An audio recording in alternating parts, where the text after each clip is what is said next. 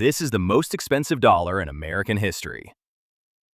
In April 1953, a chemical company sold a piece of land to a school board for exactly $1.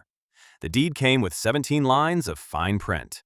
The company would not be responsible for anything that happened on the land, ever. The school board signed anyway. They wanted the ground. They did not ask what was in it. What was in it was 21,800 tons of chemical waste. This is Love Canal in Niagara Falls, New York, the neighborhood that changed American law because a school board wanted free land.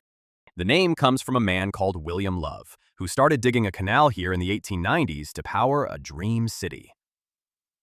The money ran out. The dream died. The trench stayed. Love had imagined a gleaming model city powered by the falls, with the canal as its artery. A financial panic in the 1890s killed the money, and the city was never built. All that existed of the dream was a straight, empty trench, 3,000 feet long, filling with rainwater. Half a century later, the Hooker Electrochemical Company found a use for it.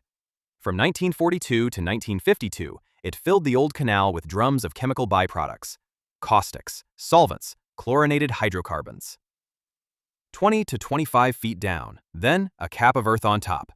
Niagara Falls in those years ran on chemistry the way Detroit ran on cars. The plants meant paychecks, and paychecks meant nobody asked many questions. In the aerial surveys from those years, you can see the canal as a long, dark scar on the edge of the growing city. By 1952, the dump was full, and the city around it was growing fast. The school board needed land for a new elementary school, and it liked this parcel. Hooker warned them what was buried there, then sold it anyway, for $1, with a liability clause attached. The warnings were not abstract. When construction crews started digging in 1954, they hit chemical waste almost immediately. The response tells you everything about the decade. They moved the school 85 feet over and kept building. In 1955, the 99th Street School opened. 400 children. Directly on top of the fill, around the school came the neighborhood. 800 small private houses, 240 low-income apartments, lawns, driveways, young families. Nobody selling the houses mentioned the canal. Most of the buyers had never heard the name. Among the housing was Griffin Manor, a public complex where a majority of residents were black families renting, not owning. When the crisis came, the homeowners had an association and headlines. The renters, with the same chemicals under them, had to fight to be counted at all. Here is the detail I cannot get past. The school board knew, the company knew.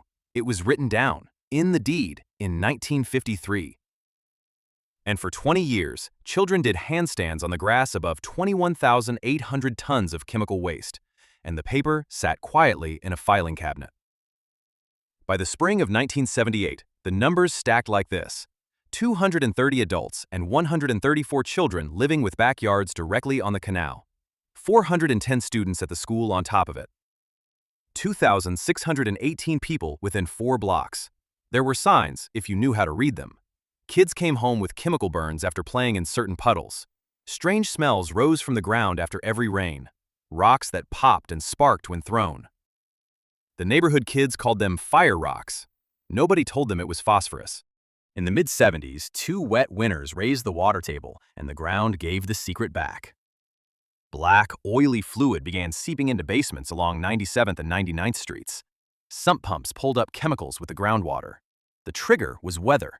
The savage blizzard of 1977, then heavy rains, poured a record load of water into the ground. The old canal filled like a bathtub, and 21,800 tons of chemistry went looking for somewhere to go. In 1976, reporters from the Niagara Falls Gazette had sump water tested and printed what was in it. The next year, a journalist named Michael Brown went door to door and started counting what he found. Birth defects, miscarriages, sick children, street after street. The stories got stranger street by street. Basements too sharp-smelling to use. Yards where nothing grew but stunted grass. In one backyard, an in-ground swimming pool popped out of the earth, lifted whole by the rising chemical groundwater beneath it. One of the doors belonged to Lois Gibbs, a 27-year-old housewife with no political experience whose son had developed epilepsy, asthma, and infections since starting at the 99th Street School. She read Brown's articles and recognized her own house in them, In August 1978, she organized her neighbors into the Love Canal Homeowners Association and became the government's most persistent problem. Petitions, meetings, television cameras, a housewife with a clipboard refusing to go away. Her first petition was simple: close the school her son attended. Officials told her the sickness was coincidence, and the meetings stayed polite and useless. So she went street by street, mapping illness house by house, the way the government would not. On August 2, 1978, the New York State Health Department declared Love Canal a threat to human health. Pregnant women and children under 2 in the inner ring were told to leave first, an order that split families street from street. 5 days later, President Carter declared a federal emergency. It was the first time in American history that federal emergency money was spent on a disaster no storm or flood had caused. A disaster that had been filed away in a deed for 25 years. The state and federal government bought the 400 homes closest to the canal for $15 million, and more than 800 families were eventually moved out. The 99th Street School never opened again. The evacuation looked like a slow-motion disaster film. Moving trucks on every block, windows boarded in rows, for sale signs standing in front of houses that everyone on Earth knew could never be sold. Those who stayed wanted proof it was safe. What they got was the opposite. In 1979, blood tests found chromosome damage in a third of residents examined. The expected rate is about 1 in 100. Before the blood work, Gibbs had mapped illness across the neighborhood herself and taken it to the state. One official dismissed her survey, in words that became famous, as useless housewife data. The chromosome results said the housewife had been right. In May 1980, after those results leaked, furious residents briefly refused to let 2 federal officials leave the neighborhood. The White House got the message. Within days, Carter declared a second emergency, and the buyout was extended to everyone. The 2 officials were released unharmed after about 5 hours, and Gibbs called the incident a message, not a crime. Whatever it was, it worked. Washington moved faster in the next week than it had in the previous 2 years. In the end, about 950 families left Love Canal. Fewer than 90 of the original 900 households stayed behind. A neighborhood built in a decade, unbuilt in 2 years, over something buried a generation earlier.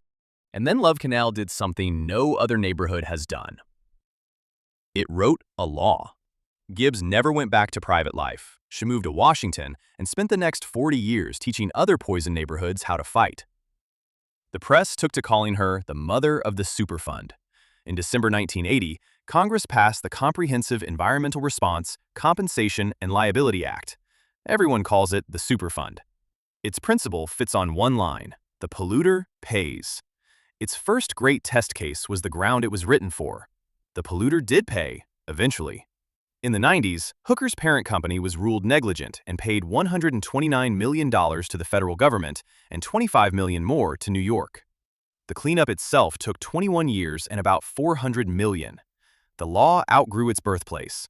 In the decades since, the Superfund has forced cleanups at hundreds of poison sites across the country on the same one-line principle. Every one of those files begins, in a sense, at a kitchen table in Niagara Falls. Today, the canal itself is a 16-acre mound under plastic, clay, and topsoil, behind a 2-meter barbed wire fence that nobody is allowed past. This sign is as close as anyone gets. In 2004, the government took Love Canal off the Superfund list and called the cleanup complete. The EPA counts it as a success story. The people who lived it tend to use different words. Some of the outer houses were renovated and resold in the 90s at 20% below market under a new name: Black Creek Village. The buyers were told the danger was over, and the price said otherwise. In 2013, some of those buyers reported rashes, cysts, and miscarriages and sued. The file, in other words, is not fully closed. The Superfund born here went on to buy an entire town in Missouri 3 years later. That file is already on this channel. Some towns died of water, some died of secrets. This one died of $1 and 17 lines of fine print.